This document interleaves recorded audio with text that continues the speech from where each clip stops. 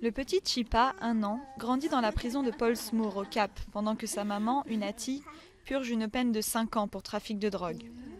Chipa est l'un des enfants qui bénéficient de la première unité carcérale pour mères et enfants d'Afrique du Sud, ouverte en août dernier. Avant de venir ici, il vivait dans une cellule exiguë dans la prison pour femmes de Pollsmoor.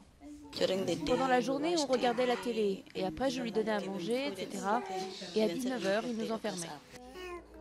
Privé de lumière naturelle, d'activité, Chipa était apeuré à son arrivée au bac à sable.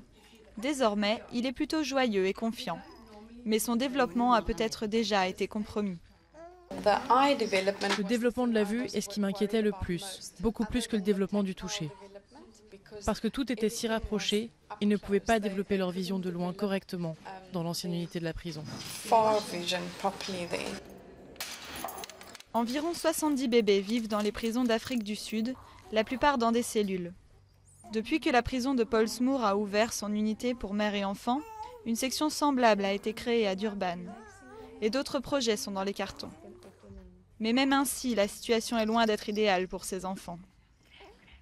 C'est une section où on garde les bébés avec leur mère, mais l'objectif est de les placer à l'extérieur. Nous avons réussi à en placer certains avant l'âge de 2 ans. Cela dépend s'il y a un système de soutien dehors.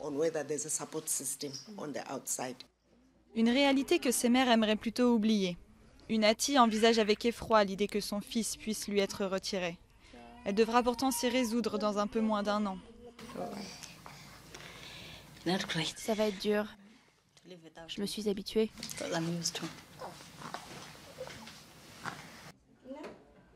L'unité ne sera finalement qu'une étape pour que ces enfants soient enfin libérés de prison.